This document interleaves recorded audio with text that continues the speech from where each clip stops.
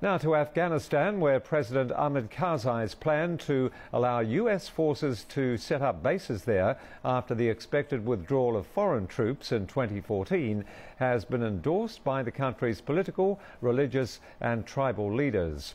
But according to Rafi, one respected Afghan writer, the presence of thousands of US troops will only further destabilize the war-torn country. Our correspondent Yama Walasmol has been speaking to him in Kabul. Gathered to discuss some of the most pressing challenges facing Afghanistan. For the past 4 days, some 2,000 delegates at the Loya Jirga, the Grand Tribal Assembly, have been debating the pros and cons of the creation of US bases in Afghanistan after the planned 2014 troop drawdown. Most participants in the conference had been selected by government officials.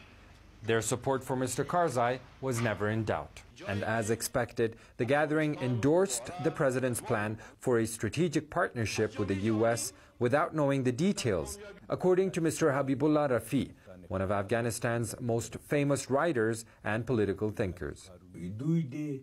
The details and specifics of this strategic pact between the Afghan government and the US were never publicized. They simply presented us with the drafted text, which is meaningless. This was criticized by most of the delegates. Mr. Rafi, who was invited by the government to take part in the Loya Jirga, claims President Karzai used the Grand Council as a rubber stamp in a deal which in reality is already sealed with the US. We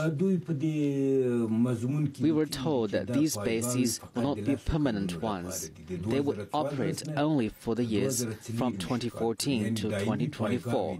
But I believe President Karzai has already struck a deal with the Americans by calling in the Loya Jirga and including it in the decision-making. The US simply wants to legitimize the existence of military bases. Over the past 9 months, the US and Afghanistan have been negotiating on the planned strategic agreement, which could see the creation of several American bases manned by thousands of US troops after most foreign troops leave in 3 years' time. The talks have stumbled over Mr. Karzai's demands that the US forces immediately seize night raids, home searches, and detentions of insurgent suspects, practices that coalition commanders say are vital for the campaign against the Taliban.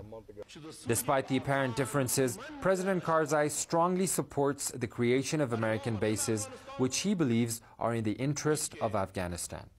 But critics are in no doubt why the US is keen on establishing bases on Afghan soil. The